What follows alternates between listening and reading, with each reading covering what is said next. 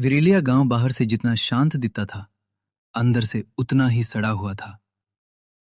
दिन में धूप खेतों पर चमकती थी, बच्चे गलियों में खेलते थे और औरतें कुओं के पास हंसती बतियाती थीं।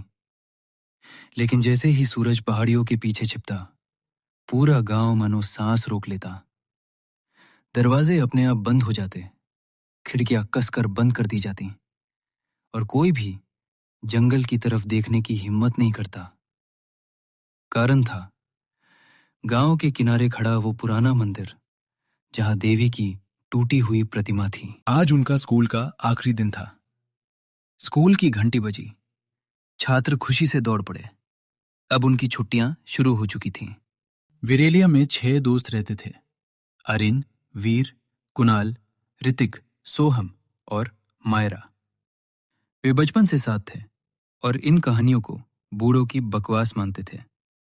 उन्हें लगता था डर सिर्फ इंसानों के दिमाग में होता है, लेकिन वे ये नहीं जानते थे कि कुछ जगहें दिमाग में नहीं, हवा में डर भर देती हैं। अरीन की दादी इस गांव की सबसे रहस्यमयी औरत थीं। वो हर रात एक पुरानी लोहे की चाबी हाथ में लेकर सोती थीं। वो चाबी इतनी पुरानी थी कि उस पर जंग जम चुकी थी। फिर भी दादी उसे ऐसे थामे रहती थीं जैसे वही उनकी सांस हो। कई रातों तक अरीन ने उन्हें सपने में चिल्लाते हुए उठते देखा। एक रात अरीन ने पूछ ही लिया। दादी देर तक चुप रहीं, फिर बोली, इस चाबी से एक दरवाजा खुलता है और वही दरवाजा बंद न रहा तो देवी फिर चलने लगेंगी। वो मंदिर समय से बाहर खड़ा प्रतीत होता था। उसकी दीवारों पर काई जमी थी, पत्थर दरक चुके थे और छत से लटकती जड़ें ऐसे लगती थीं जैसे किसी ने उसे जिंदा पकड़ रखा हो। कहा जाता था कि सदियों पहले ये मंदिर शक्ति का केंद्र था, लेकिन एक रात गांव वालों ने ही देवी की प्रतिमा को तोड़ दिया था। कोई नहीं जानता क्यों, बस इतना पता था कि उस रात के बाद से देवी ने गांव को छोड़ नहीं दिया, बल्कि अधूरी होकर यही कैद हो गई। कुछ दिन बाद 6 दोस्त मंदिर के पास खेलने चले गए। मजाक हंसी के बीच अचानक जमीन से धातु के टकराने जैसी आवाज आई। बरगद की जड़ों के नीचे जमीन धंस गई। एक अंधेरा रास्ता खुल गया। सब डर गए, लेकिन जिज्ञासा डर से बड़ी निकली। वे नीचे उतर गए। नीचे की हवा सड़ी हुई थी, नमी इतनी कि सांस लेना मुश्किल हो रहा था। दीवारों पर खून से बने हथेलियों के निशान थे। कुणाल ने हंसकर कहा, कोई ड्रामा है। तभी पानी में कुछ हिला। ऋतिक चीख पड़ा।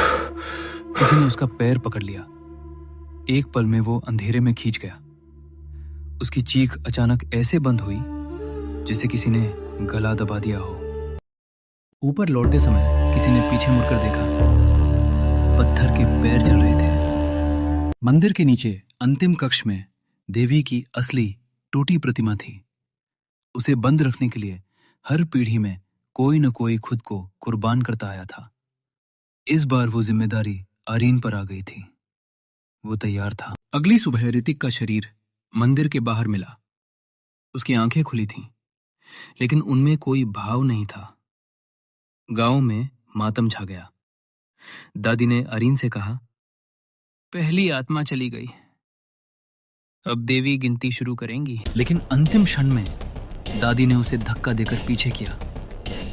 हर माँ ने अपने बच्चे खोए, मैं नहीं खोई। दादी आग में कूद गई। चाबी पिघल गई। मंदिर हिलने लगा। देवी की चीख पूरे जंगल में गूंज उठी और अरिन की हथेली में वही लोहे की चाबी थी। लेकिन जाते जाते हवा में एक टूटी आवाज रह गई, मैं अधूरी हूं और अधूरापन लौटता है। अपनी दादी की मृत्यु के बाद वो बहुत दुखी रहने लगा।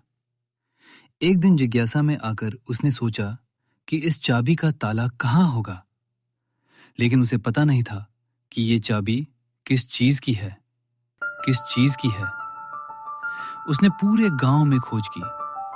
आखिरकार उसे मंदिर के पीछे स्थित एक कमरा मिला।